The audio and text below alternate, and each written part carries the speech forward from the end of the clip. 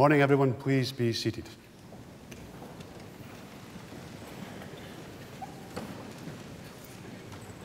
On behalf of the University of Strathclyde, I would like to extend a very warm welcome to you, to this congregation for the conferment of degrees here in our Barony Hall. Today is a very special day in the university calendar.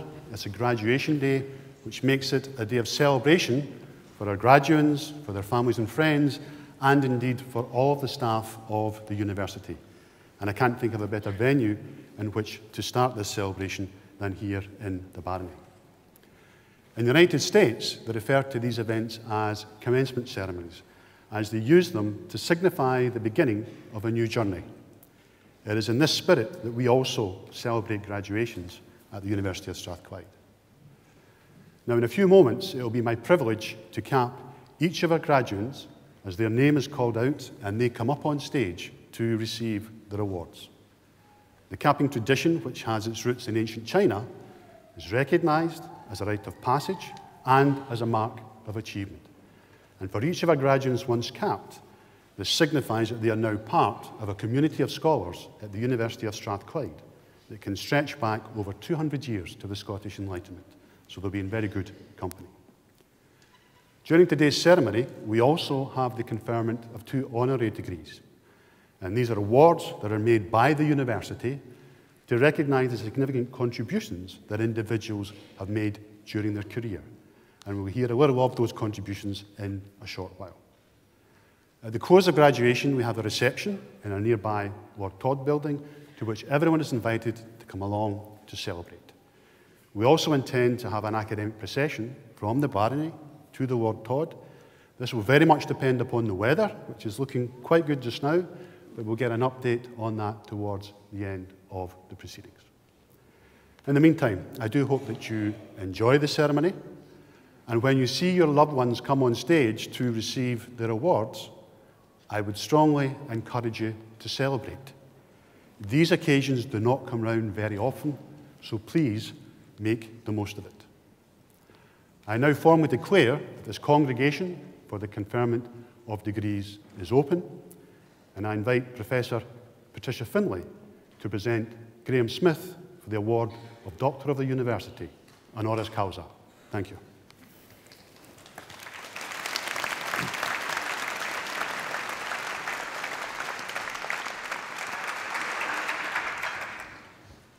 Vice Principal, I have the honour to present to you Graham Smith. Graham is the General Secretary of the Scottish Trades Union Congress. Graduates, wherever you go from this important point in your lives, you will interact with the world of work. Most of you will be employed, hopefully. Many of you will work in professional occupations which are often highly unionised.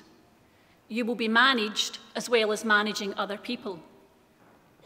Making work and employment as good as it can be for all is the cause to which Graham has dedicated his personal, professional and public life. Graham graduated in Economics and Industrial Relations from this university in 1981, joined the STUC as an Assistant Secretary a few years later, and progressed to his leadership role in 2007, just in time for global financial crisis, with all of its consequent challenges for unions and their members. Although I'm not suggesting that Graham's appointment caused global economic crisis in any way. The role of the STUC General Secretary is to be the voice of 620,000 union members and many more workers across Scotland. In articulating this voice, Graham is positive, constructive, and focused on the particular contribution that trade unions can make to economic and social progress that benefits all. Graham's efforts and aspirations stem from a core belief, well articulated in the words of the classic liberal philosopher John Locke, that all wealth is the product of labour, and, to quote Sophocles, that without labour nothing prospers. Beyond this core belief in the dignity of labour, the hallmark of Graham's life and career has been public service. It's difficult in a short time to capture the breadth of Graham's expertise and contribution to public life in Scotland and beyond. It spans national policy engagement, economic development, international union activity, equalities work, building partnership structures and processes, and supporting and engaging on shared causes with many civil society groups. There are few government economic bodies that Graham has not been a member of, and quite a few that he has instigated. He has supported economic development in Scotland as a member of the Scottish Government's Economy Board, a board member at Scottish Enterprise, and a director and board member of the Scottish Council Development and Industry. Graham has been active at a strategic level in key sectors, in further education as a member of the Glasgow Regional Colleges Board, in public services where he led the creation of the Scottish Public Services Forum, and in oil and gas as a member of the industry's leadership groups at Scottish and at UK level. Internationally, Graham engages with other national labour movements and policymakers and, as Chair of Scotland Europa, supports the effective deployment of European structural funds investments. Graham led the development of major equalities initiatives at STUC, such as One Workplace, Equal Rights, which supports unions in tackling workplace discrimination, and Close the Gap, which supports unions in addressing the gender pay gap. Beyond these achievements, Graham has made an enormous contribution to three key areas: learning and skills policy, the labour market experiences of young people, and initiatives to develop better work in better workplaces. His contribution to learning and skills policy spans vocational education, qualifications and career bodies, most notably as a board member of Skills Development Scotland and as a UK Commissioner for Employment and Skills. His commitment to lifelong learning has had a major impact on government skills policy, driving the establishment of the Scottish Union Learning Fund and Scottish Union Learning as an organisation, which has in turn engaged thousands of learners in acquiring new skills. Graham also drove the establishment of Scottish Government's Skills Utilisation Leadership Group, which focused on how acquired skills could best be deployed in workplaces. His particular commitment to improving the prospects of young people found expression most recently through membership of the Commission on the Development of Scotland's Young Workforce, chaired by Sir Ian Wood, and in his role in implementing the Commission's recommendations. I've worked most closely with Graham in recent years on activities aimed at delivering better work in better workplaces. Last year, I had the pleasure of working with him on the Working Together review of progressive workplace policies, a review established by the then First Minister on Graham's prompting. Its recommendations led the current First Minister to establish Scotland's Fair Work Convention, on which we both now sit, to support the delivery of fair work that can benefit workers, businesses and society. Graham has continued his Strathclyde connection as an advisor to Innovating Works, an initiative that aims to drive business innovation through improving job quality. In all of these activities, we have a recurring conversation about the need to understand the world better in order to change it for the better, a conversation that points to the great synergies between the worlds of research and of practice. Notwithstanding all of these high-level policy activities, there is no danger of Graham forgetting the day-to-day reality of workplace life, as his partner Liz regularly reminds him of the demands and stresses she faces in delivering high-quality healthcare services as a sister in a cardiac unit in Glasgow. I'm sure his two sons, Alistair and Andrew, also keep him well informed about their contemporary experiences as young workers. Graham's expertise, energy and contribution are widely recognised, not just by unions and their members, but by a vast array of stakeholders at every level of Scottish society and beyond.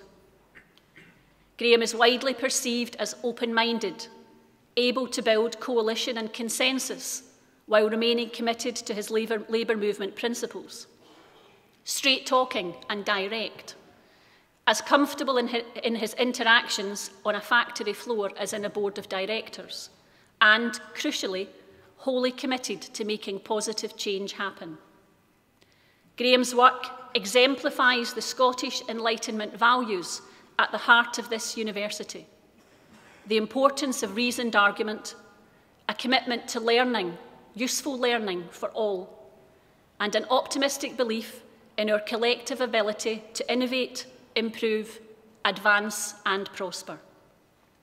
It is with great pleasure, therefore, Vice Principal, that, with the authority of Senate, I ask you to confer upon Graham Smith the degree of Doctor of the University, honoris causa.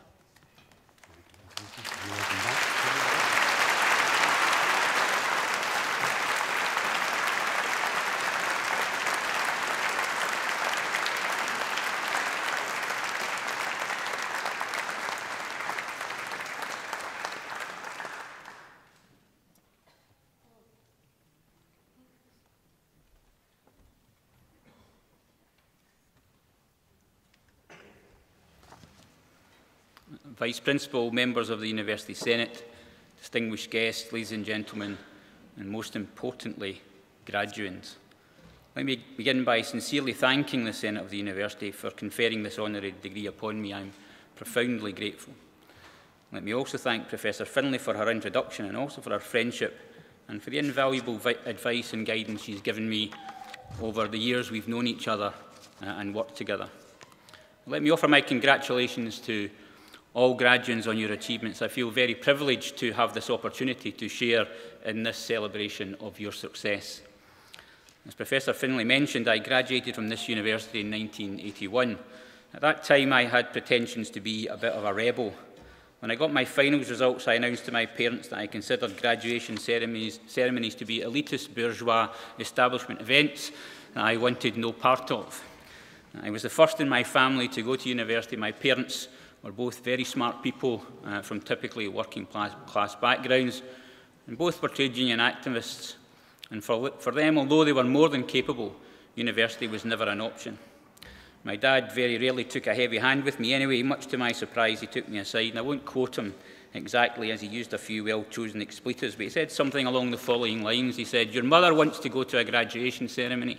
She wants to buy a new outfit. She's sacrificed to put you through university. You're going to attend the graduation ceremony whether you like it or not. You're going to wear the gown, you're going to pose for the photographs, and anything else your mother wants." Well, despite my legendary stubbornness, that was the end of that particular rebellion, and I have to tell you, I never regretted it. And I did pose for the photographs. My mum has my graduation photograph on her wall, and she says that the expression I have in my face is, "I'm here because my mammy sent me." I admit that I do look quite serious, but I also can say that, in all honesty, that expression masked a sense of satisfaction and pride in the achievement of success. Of course, I was pleased at my own personal achievement, as you all should be today, but I don't recall it as a smug, self-satisfied feeling of achievement. When I think back, the real pleasure was being able to share with other students and with the staff our individual success, but also the success of the university, not in an exclusive or elitist sense, but as a community of learners and of professional teachers and technicians, administrators, of maintenance staff, of all the people that make up a learning institution like a university. And I hope that you will feel some of that today and will remember it with fondness when you look back at your graduation photos and make sure that you smile.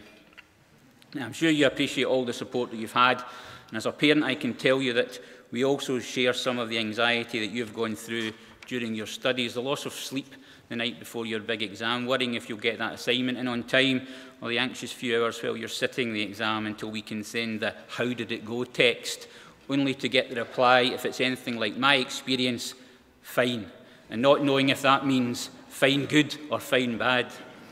I'm sure many of you have already done so, but today is as good a day as any to thank all of those who have supported you, perhaps sacrificed for you, your partners, your parents, your family members, your friends, and your fellow students. And I would like to thank Liz, my partner, my family and friends, my colleagues at the Scottish TUC, and all of those I've had the pleasure of working with over the years. And I'd like to offer, if I may, just a couple of concluding thoughts. Education is a great liberator. Nelson Mandela said that education is the most powerful weapon you can use to change the world. We should never take for granted the opportunity we have had to exercise our right to education. For a range of reasons, economic, social, cultural, and also political, It's a right that does not exist in other parts of the world, and in our own country, these barriers prevent far too many of our fellow citizens from taking advantage of the opportunity we have had. It's not my role to offer you advice, but perhaps I can make a request. If you have the chance to extend that opportunity for others, please take it. I also ask that as you embark on or continue your career, you demand that your employer supports your continued learning. First of all, it's in your interest, but it's also in the interest of your employer, the economy and wider society. If my working life has been focused on anything, it's been on making life better for working people, their families and communities, and doing this by attempting to influence what happens in the workplace, the nature and quality of work, and the relationships between workers, unions and employers. Many of you may already be working. Most of, if not all of you, I expect, will spend the best part of the next half-century working, and in that time, the nature of work in the workplace will change markedly from what they're like today. Now, no matter how work in the workplace evolves over your working lives, the characteristics of what constitutes good or fair work will remain the same: opportunity, fulfilment, security, respect, and having an effective voice in the workplace. So whatever your job, wherever you work, you will be in a position as an individual or together with others to make work and the workplace better and fairer, and it's an opportunity I urge you to take. Your achievement is a credit to you, but it's also a gift to us all. I hope that you're all successful in everything you do and getting the job that you want that allows you to use your skills and knowledge to the full, to learn more, and most of all, that you enjoy. As a Chinese proverb says, if you find a job you enjoy, you'll never have to work a day in your life. Once again, my sincere thanks to the university. Since I graduated from this university in 1981, I've always been proud to say that I'm a Strathclyder. And being granted this honour, I'm doubly proud to proclaim that today. Thank you very much indeed.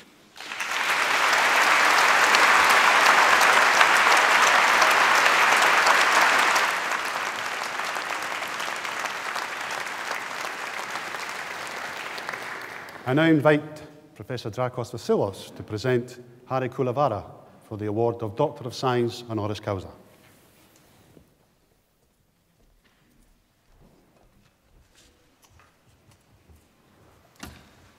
Vice Principal, I have the honor to present to you Harry Koulavara, Executive Vice President, Marine and New Building in Royal Caribbean Cruises Limited, a design genius credited with the design and construction of the world's most exciting ships.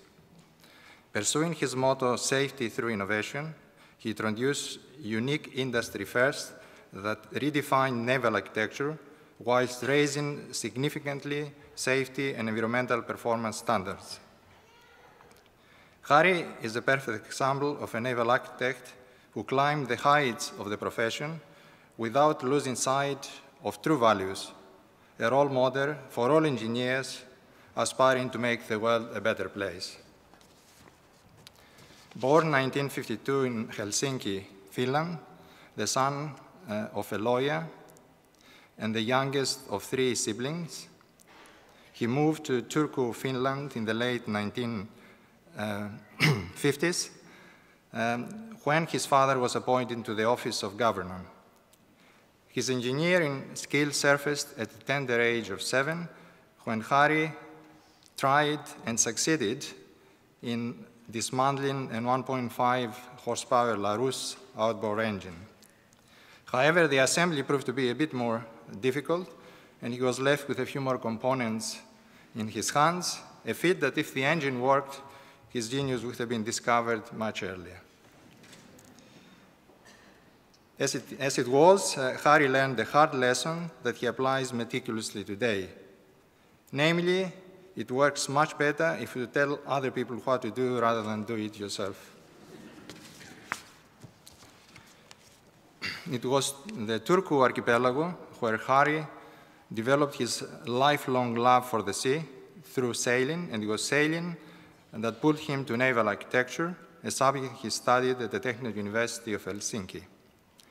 Being in close proximity to Wärtsilä shipyard, Harry witnessed some of the cruise ferries of the day being constructed, and this influenced and shaped his vision of being able one day to build such unique ships himself. After graduating with a Master of Science in Naval Architecture, Harry joined Lloyd's Register in London, where he worked for a year as a research and development engineer in the Hull Structures Department, during a period where Lloyd's Register was the world definitive authority in ship structures and ship construction. Harry returned to Finland end of 1976, planning to continue his postgraduate studies at the Helsinki Technical University. However, at the time, FOA, Finland's steamship company, was looking for a naval architect in the corporate new building department, and this proved much more attractive. Harris's first project in the company was a harbor tugboat named Poseidon, later followed by some 15 ro-ro cargo vessels.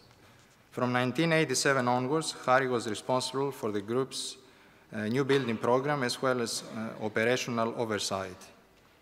The most well-known accomplishments of the 1990s was the evolutionary cruise ferry concepts for the Baltic Sea, Silja Serenade and Silja Symphony, which introduced signature design innovations together with comprehensive high-quality management programs.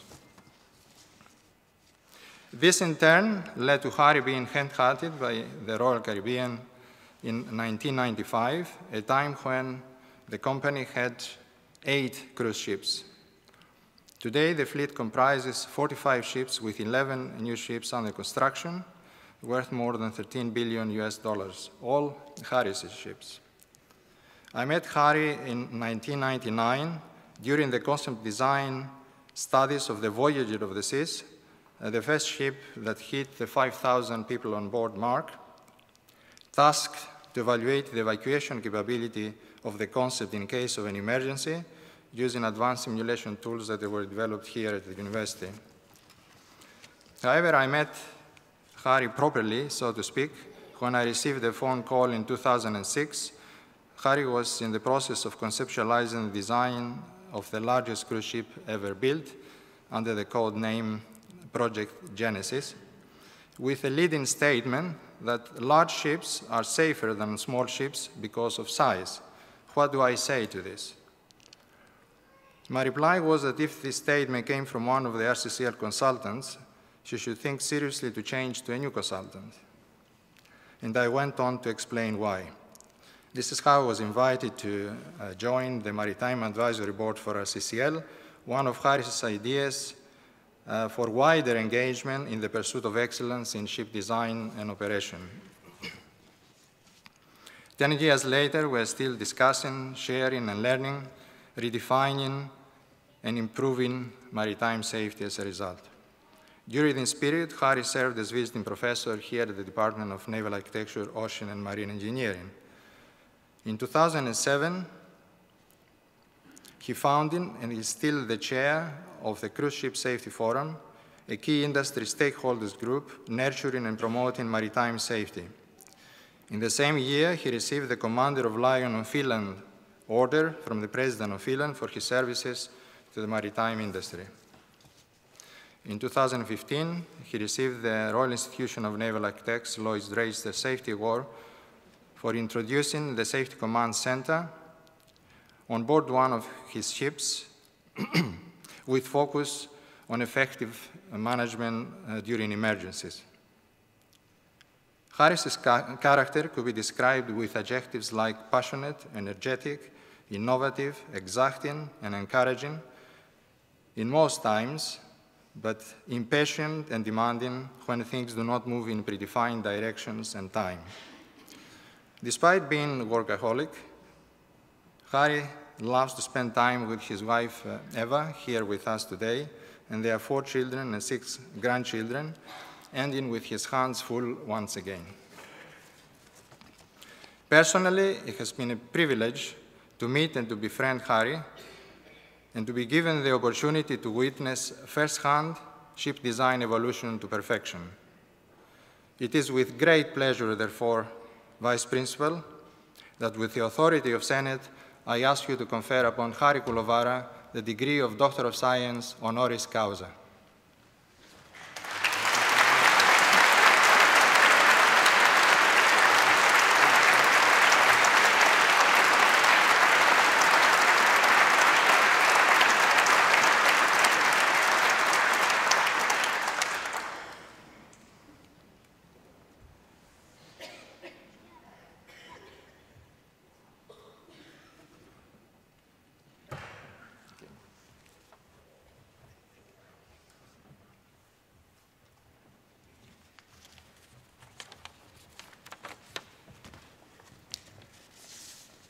Thank you, Professor Vassalos, for your kind words.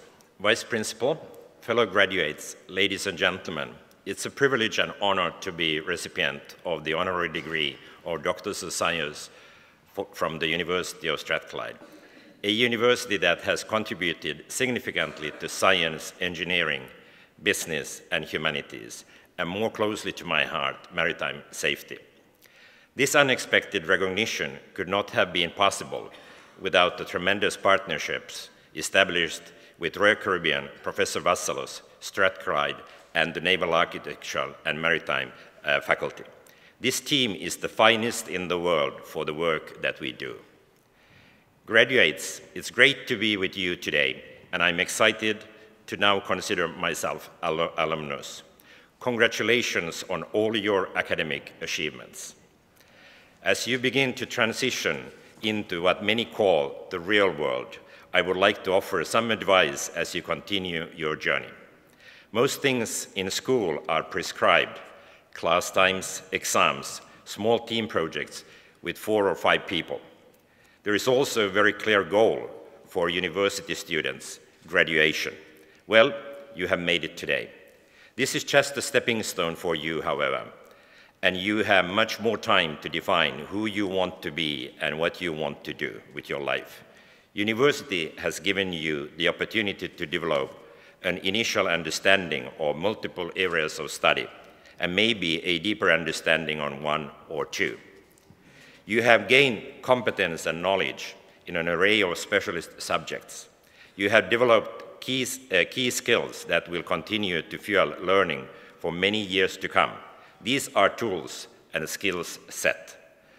How you apply these tools and skills will come from your passion.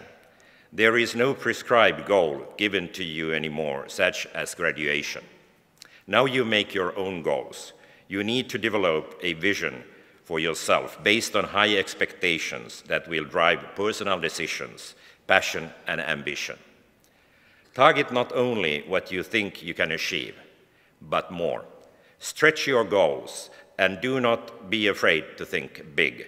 By challenging the status quo, you will stand out in the workforce, develop better solutions, and maybe have a little fun along the way. Class times will be replaced by a plan you develop. Exams will be replaced with executive presentations and technical reviews. Small group projects will be replaced with billion-dollar projects involving an organization of thousands. Along with a personal vision, there should be a strong focus on innovation. While it may be more challenging and take more time, the end product will be worth it.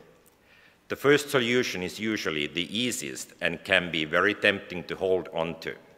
Innovation can be defined as developing a new idea, something that has been never done before, using existing technologies and ideas in different ways, all in an effort to meet new customer requirements or to provide something that the customer didn't even know they wanted. The road to achieve such innovations will not be a straight one, but worthwhile. I also believe in the power of collaboration, which goes hand in hand with innovation.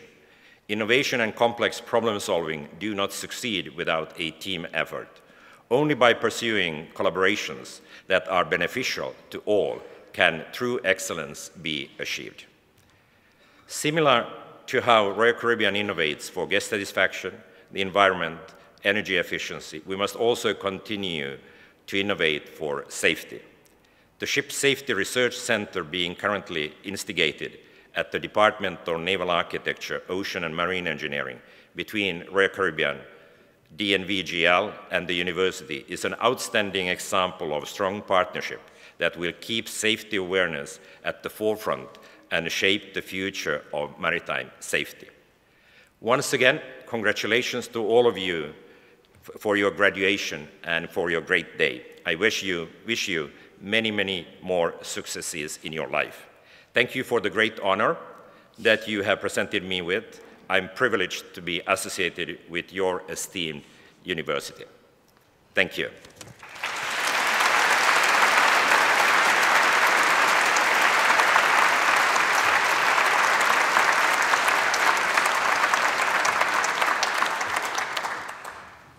I now invite Professor Anya Levitt to present her graduands to receive their awards.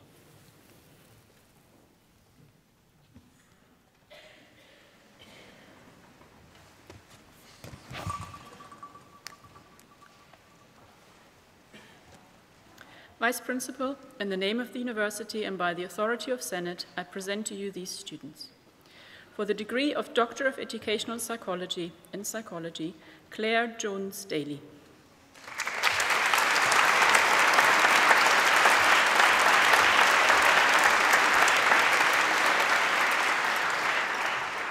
Laura Jane Walmsley MacDonald.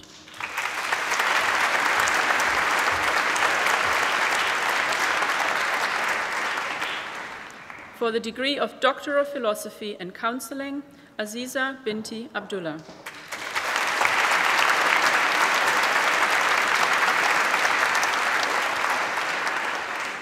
In English, Douglas Ian Clark.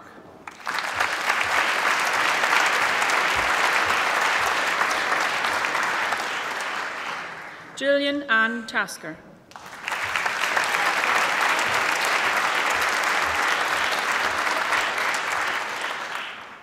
Kevin Wilson.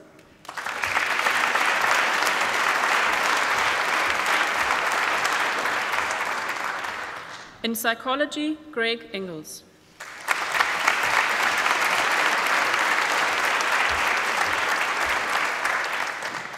Tedis Tafili.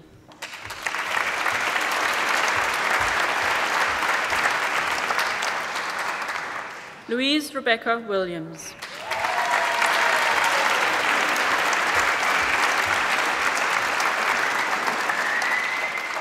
For the degree of Master of Philosophy in Physical Activity for Health, Johanna Patricia Shaw.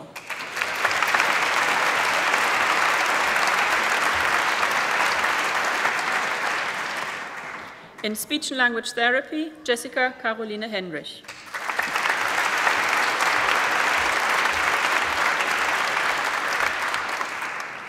Shona Kelly.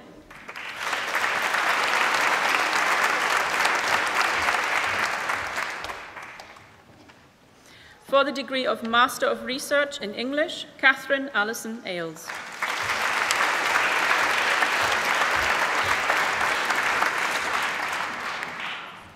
For the degree of Masters of Letters in Literature, Culture and Place, Rosie Emma Barron.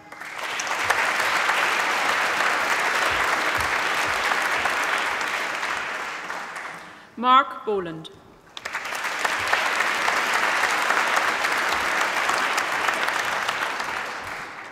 Daniel Ruben Komisky.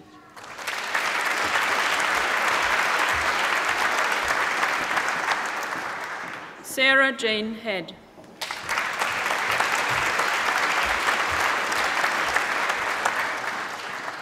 Louise Logan.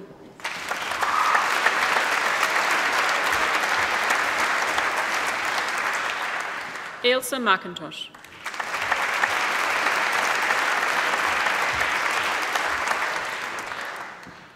David Rush.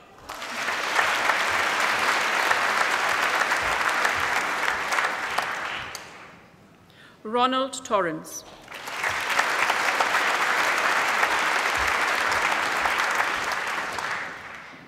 In Digital Journalism, Manasa Bogaram Ramachandra.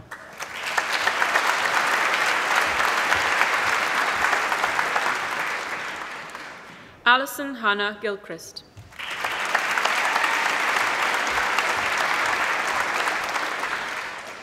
Saoirse Meredith.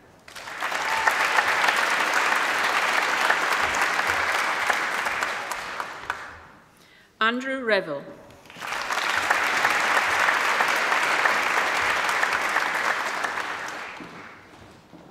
Neil Sargent.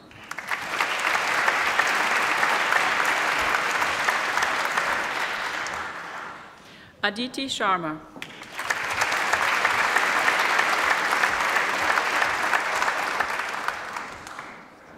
Greg Smith.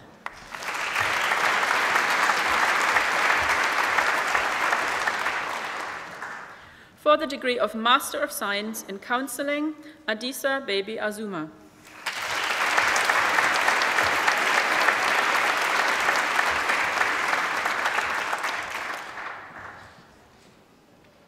Bettina Groß.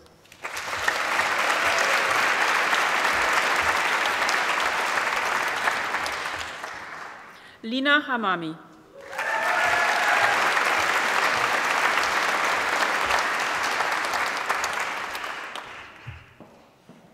Martin Chai Jones.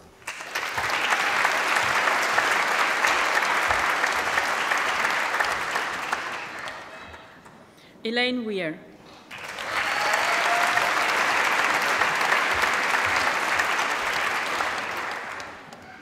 In Historical Studies, Francesca Di Santo.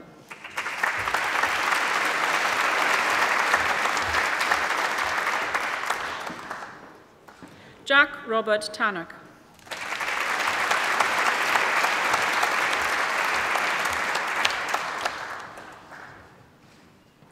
In Investigative Journalism, Lorraine Marie Kelly.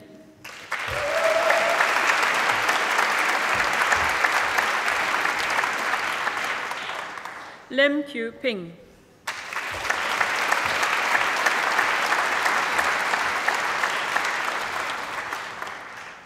Hajra Rahim.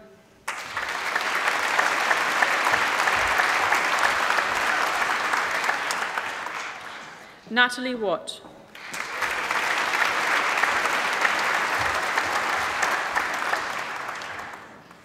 In Educational Psychology, Pamela Jane Bell.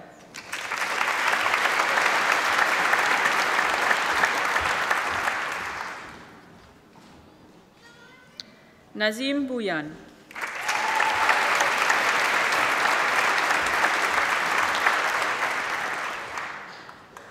Rihanna Jane Brody.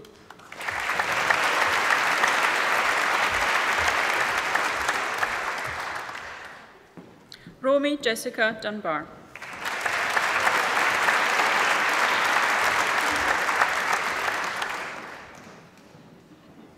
Pamela Margaret Foster.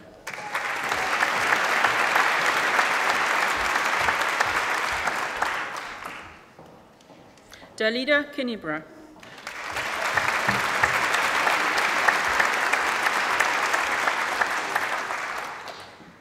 Gay McKelvey.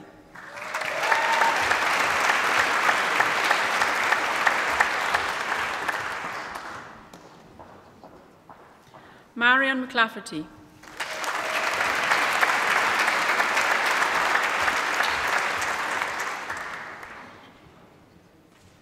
Stephanie Grace McNichol.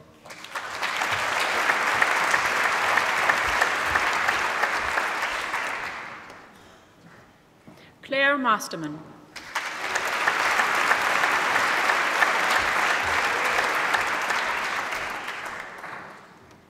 Sarah Patricia Murphy.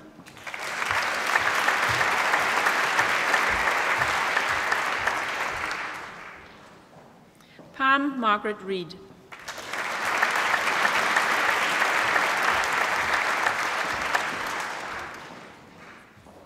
Victoria Helen Smith.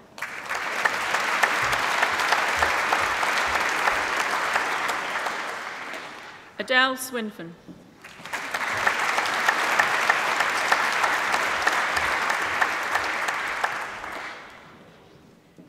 Anne Margaret Henry White.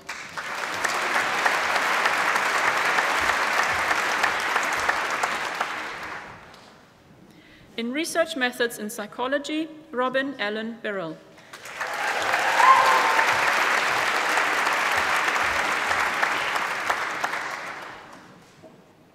Jonathan Nicol Kennedy Brannan.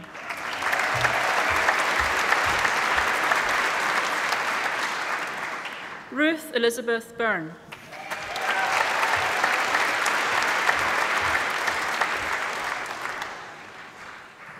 Michael Owen Hamilton.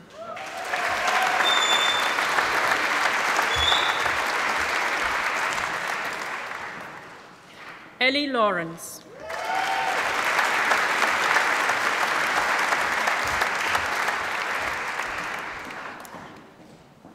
Rebecca Allison McCartan.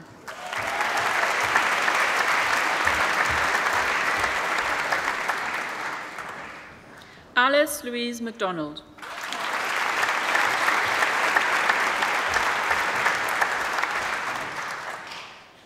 Christy Ann Stevenson.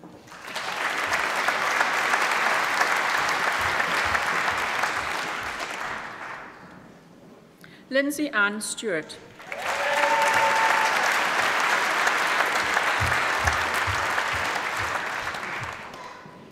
Catherine Swan.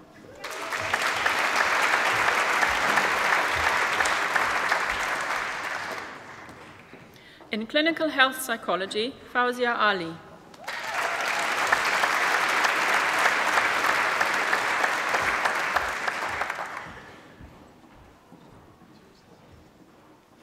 Victoria Elizabeth Janet Collard.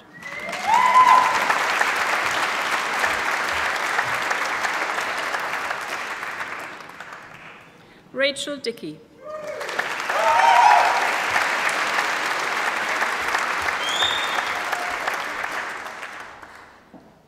Gail Emma Louise McMillan.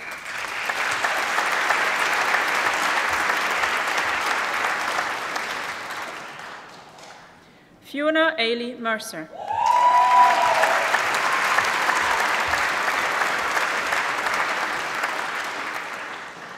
Gillian Marion Scanlon.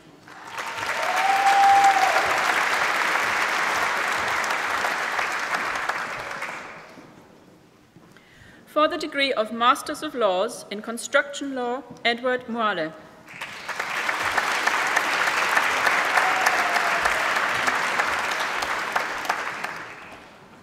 John O'Donnell.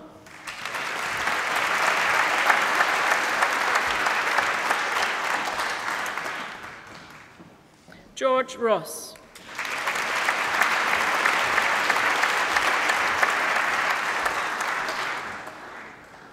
In Internet Law and Policy, William Scherer.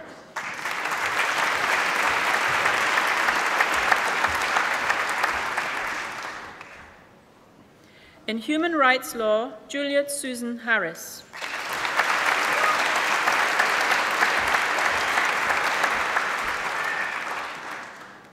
Gemma Leonora MacArthur.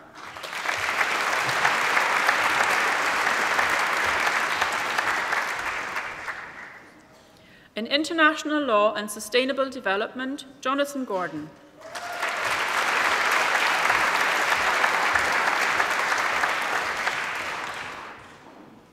In Mediation and Conflict Resolution, Atsu Jude Unim Debeshi.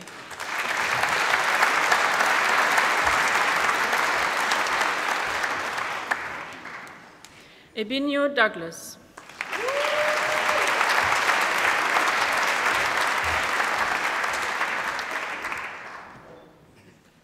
Dagny Ruth Haraldsdottir.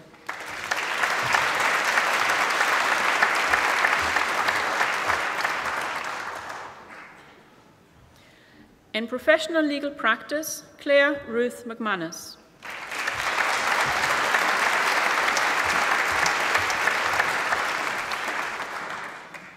Alistair Peter Sloan.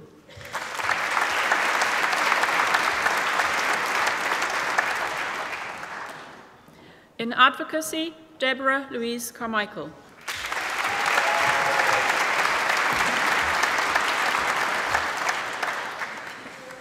Sumit Pushkarna.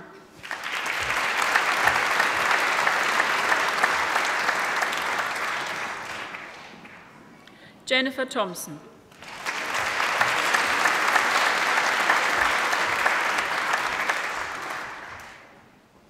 In Employment and Labour Law Studies, Alan Connell.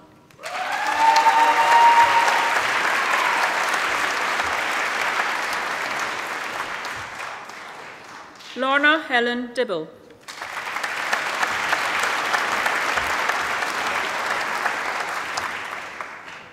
Blair Duncan.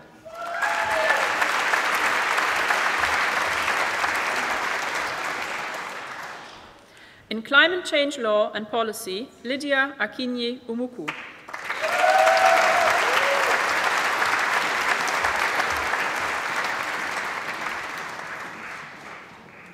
Eleanor Stein.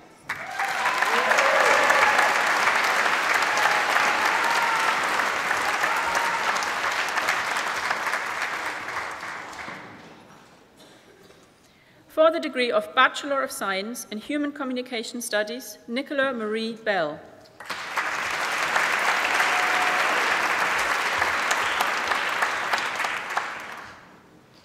Kira Marie Conroy.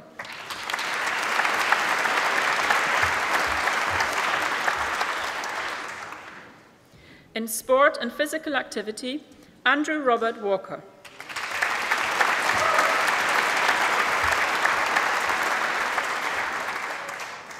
Gail Woodburn.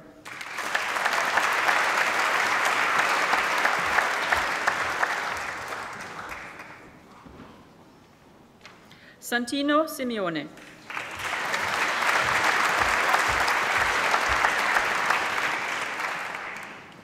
For the degree of Bachelor of Arts in English, Fiona Fullerton.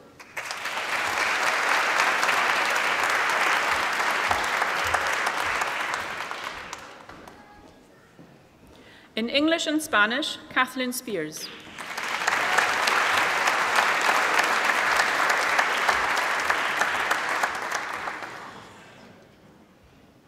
In Journalism and Creative Writing and History, Martin MacDonald.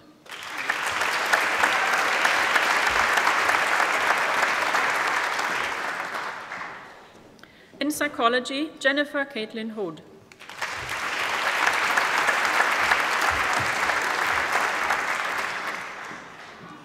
In Economics and Law, Martus Bakken.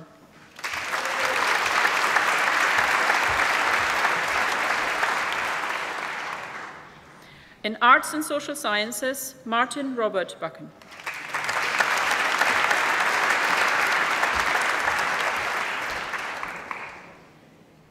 Jane Klink.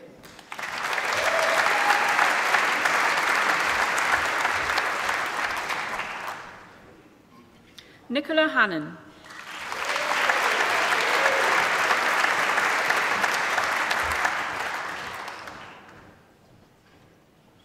Jenna Henry.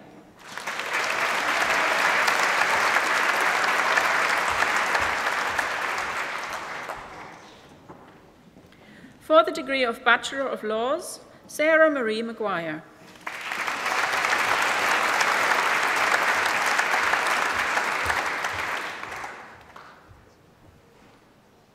Carrie Paula Nicol.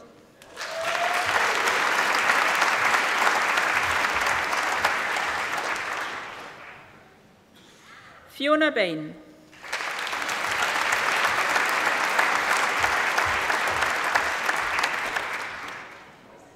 Abby Connor.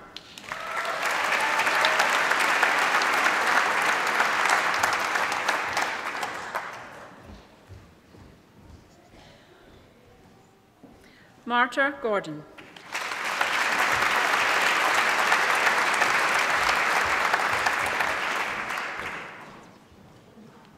Shelley Louise Grant.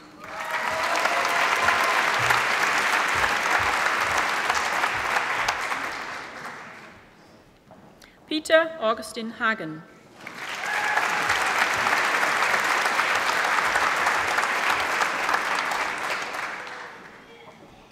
Sophia Liackett.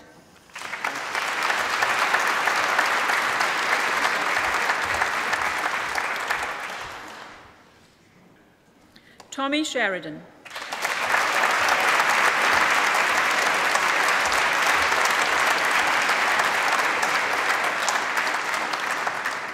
Natalie Watt.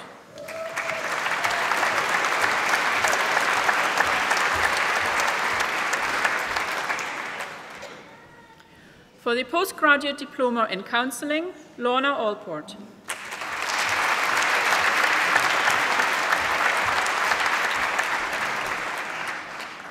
Maureen Young Day.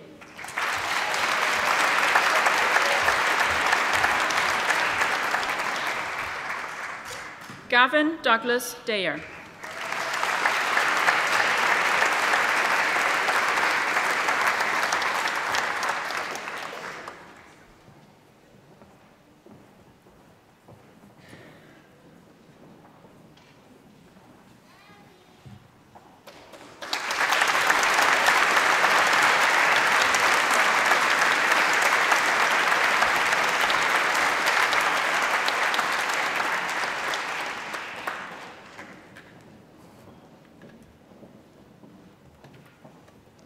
Heather Douglas.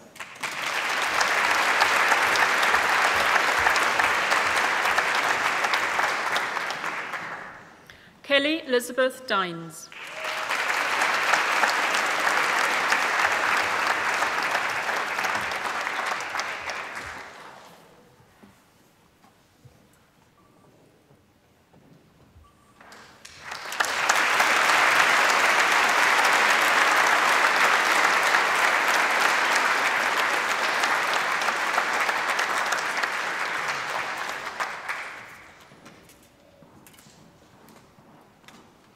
Claire Elliott.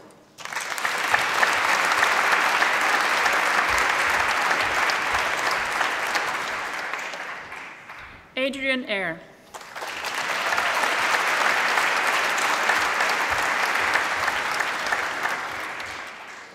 Gita Fernando.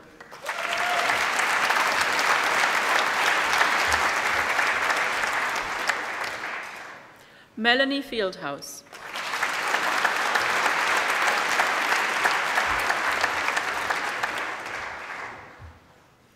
Claire Williamina Foster.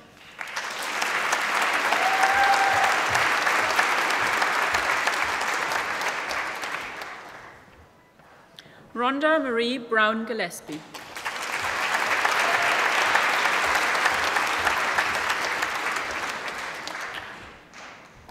Marion McGregor Lang.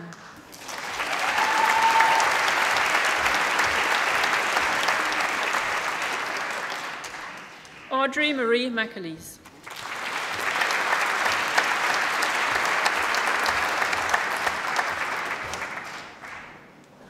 Cheryl Ann McCann.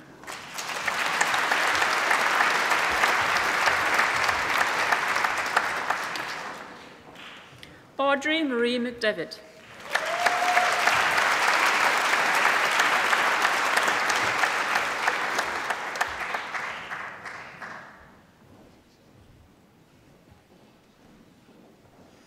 Malcolm McMillan.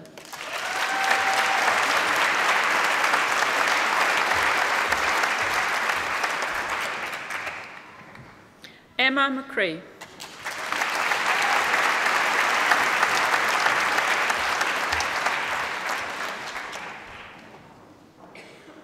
Pamela Joanne Mallon.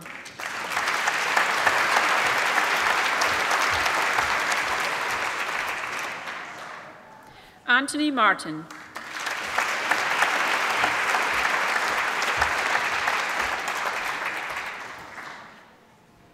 Alison Una Matu.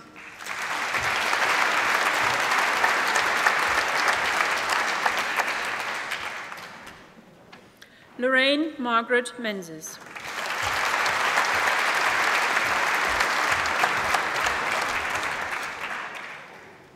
Catherine Robertson Miller Cole.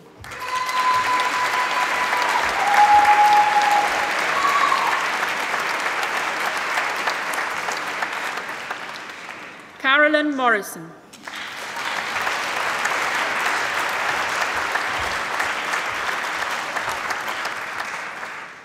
Linda Muir.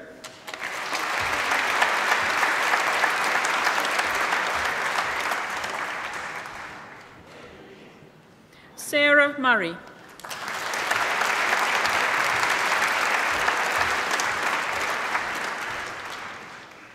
Suzanne Robinson.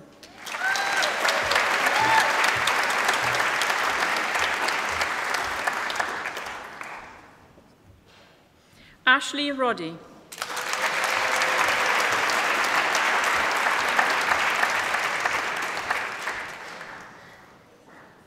Claire Irene Jeffrey Scott.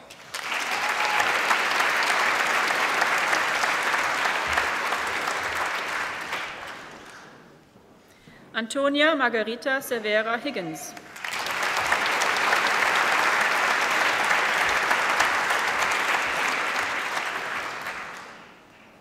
Linda Christian Smith.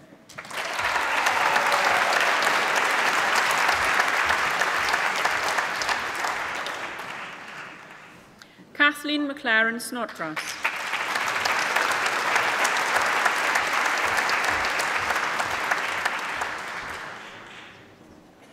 Myrte Iona Stevenson.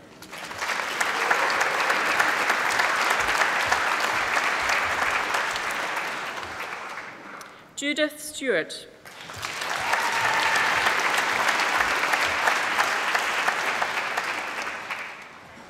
Colin Coloniori Tomlinson.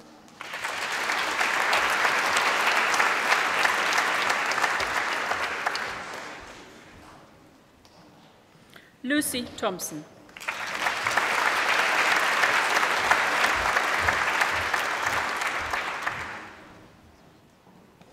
Jan Paul van Dessel.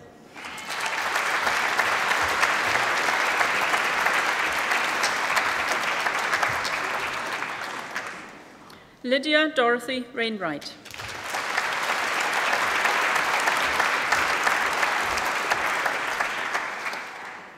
Wilma White.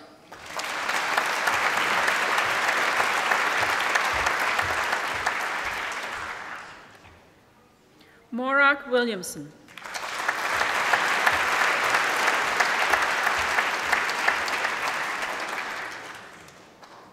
In professional legal practice, Laska Ahmed.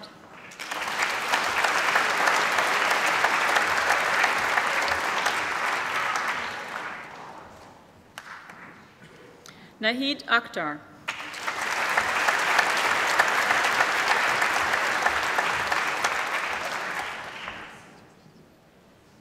Romana Ali.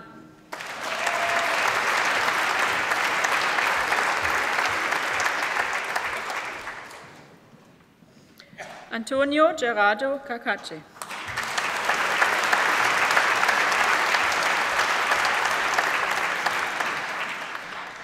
Richard Gallen.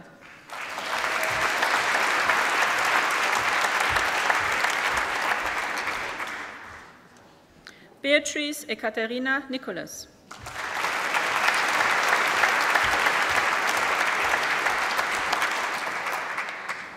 Andrew Graham Park.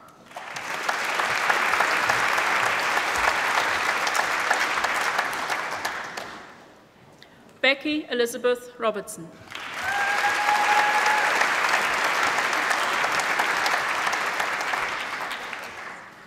Rachel Elizabeth Shaw.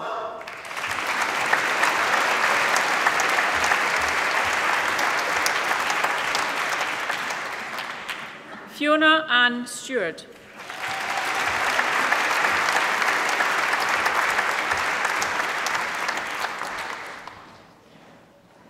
Charmaine Elizabeth Stobie.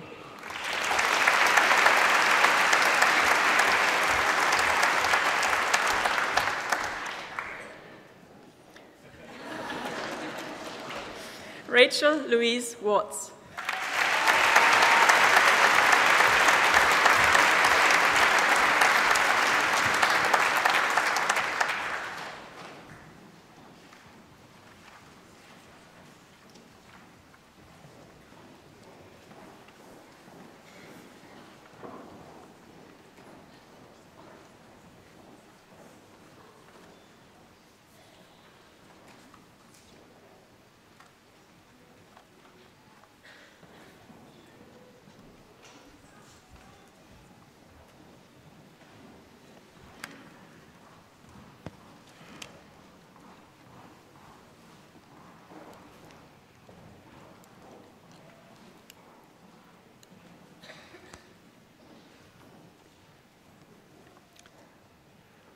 Ladies and gentlemen, colleagues, and most of all, Strathclyde University's newest graduates, it is my pleasure to once again warmly welcome you to our graduation ceremony here in the Barony Hall. Quite rightly, our graduates have been centre stage, and I would like to begin my address by congratulating all of you once again on your academic achievements. Your hard work has paid off, and this has now been recognised in front of your families, friends, and the staff who taught and supported you during your time at the university. As mentioned earlier, graduation is one of the great moments in the university calendar. This is a proud day for you, for your families and friends, and for all of the staff of the university. Well done indeed.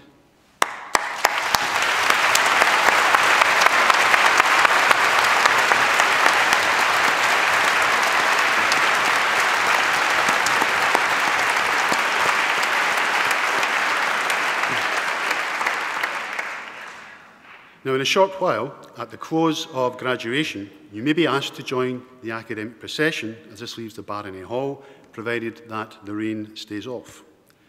This invitation actually symbolises the fact that you are no longer students and now full members of the academic community of Strathclyde, a community that numbers over 170,000 individuals.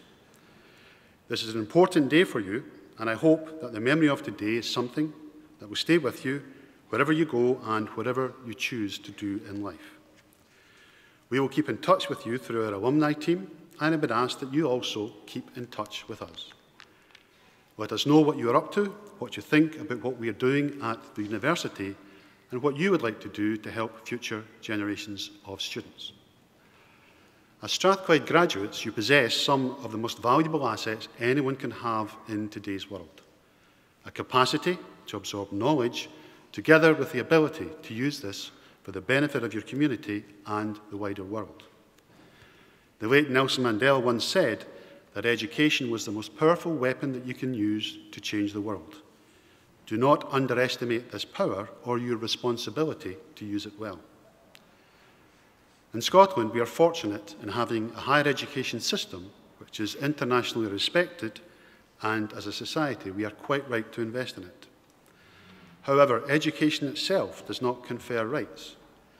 The opportunities that education gives each of us also carries with it a responsibility to use what we have learned wisely and for the good of others.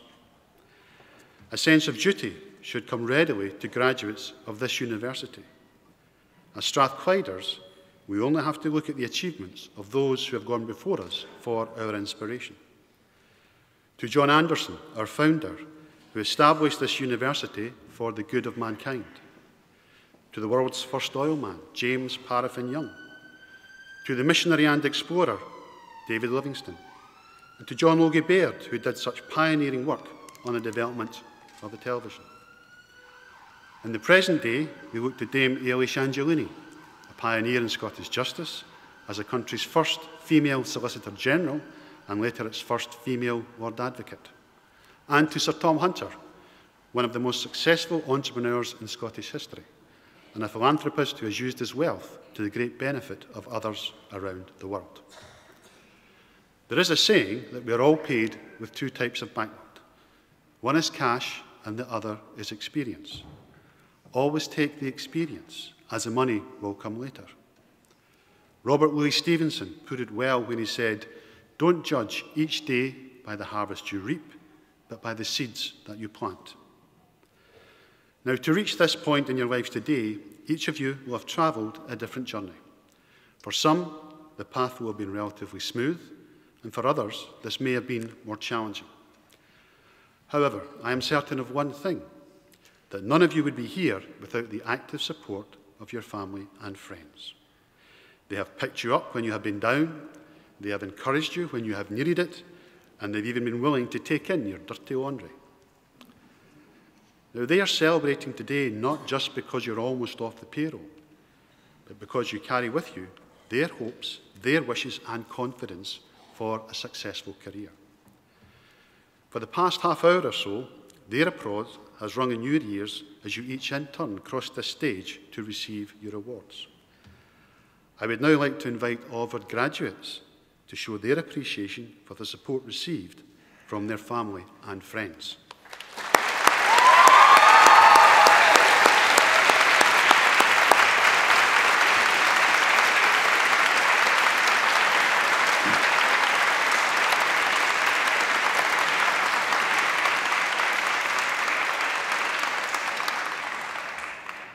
I touched earlier on some of the key figures who have helped to create and shape the University of Strathclyde. And you can tell a lot about the values of an organisation by looking at its roots. Strathclyde traces its lineage back to 1796, when Anderson brought it into being, the only Scottish university founded during the Age of Enlightenment and embodying the Enlightenment principles of reason, tolerance and equality. Anderson's belief in useful learning and his commitment to taking knowledge and using this for the greater good is the motivating force which gives Strathclyde University its momentum today. Indeed, it was our demonstration of that very commitment which helped Strathclyde to win the UK title of the Times Entrepreneurial University of the Year in 2013 and the Times Higher University of the Year in 2012. And we're the first Scottish university to have won this prestigious UK title. The judges called our university bold, innovative and imaginative, attributes which you, our latest graduates, will embody. This can be seen in our pioneering law clinic, where our students provide support and representation to people who cannot afford legal advice. And it can be seen in our Hunter Centre for Entrepreneurship, which contributes directly to the development of the Scottish and UK economies. It can also be seen in our £90 million Technology and Innovation Centre, which was opened in July by Her Majesty the Queen. This centre is already transforming the way in which academics collaborate with business, industry and the public sector to bring global competitive advantage to Scotland. Other highlights from the Humanities and Social Sciences faculty over the last year include our Confucius Institute being named Global Confucius Institute of the Year, coming first out of more than 480 international centres. And over 20,000 pupils across Scotland are benefiting from Chinese language and cultural learning, and the Institute is playing a major role in equipping pupils with the outlook and skills that will support them throughout their careers. Law Supervisor Kate Lafferty was commended in the Worker of the Year category in the recent Herald Society Awards. Dr Nasser Mir, Social Policy, has been awarded a Royal Society of Edinburgh 5-year fellowship. This prestigious fellowship will enable Dr Mir to develop stakeholder-based policy recommendations around the form, content and delivery of race equality. A national centre has recently been launched to help women affected by gender-based violence. The Scottish Women's Rights Centre will ensure that women in Scotland who have experienced gender-based violence are able to access timely and appropriate legal advice and support. Eleanor Kirk from Law won the Best Performance by an Early Career Researcher Award at the British Universities Industrial Relations Association Annual Conference. Postgraduate research student Kyla Booth of Psychological Sciences and Health won the Research Science Communication Award from the British Nutrition Foundation. Now, these are just a few of the many examples I could have given of where our students and our staff are making significant contribution to useful learning with societal impact.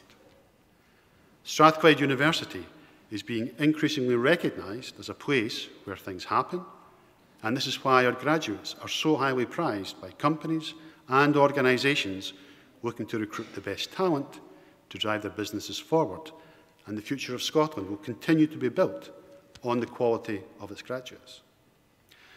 However, regardless of their discipline, all of our students learn how to be innovative, enterprising and creative, and they make a real difference when they go out into the workplace. So wherever your career takes you, always remember that as Strathclyde graduates, useful learning carries with it responsibilities that go beyond academic scholarship. And finally, let me offer my sincerest congratulations to you all once again on your achievements, and I hope that you enjoy the remainder of what is a very special day. Thank you.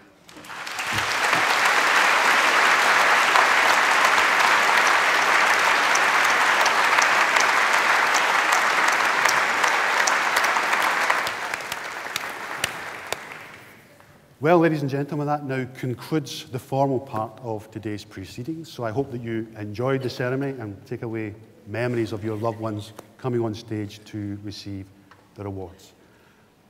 We do hope to have an academic procession over to the Lord Todd, where we have a reception to which everyone is invited to come along and get some refreshments and to celebrate. I am looking at the back of the hall. I'm now looking at the side of the hall where I'm getting a nod, which is telling us that the weather has indeed remained pleasant enough that we can have an academic procession from the barony over to the Lord Todd. And I'm going to take this opportunity to invite Strathclyde University's newest graduates to join this academic procession. Ladies and gentlemen, if I could ask for you to remain in the hall until the academic procession has passed, and thereafter to follow us over to the Lord Todd. I now formally declare that this congregation for the conferment of degrees is closed.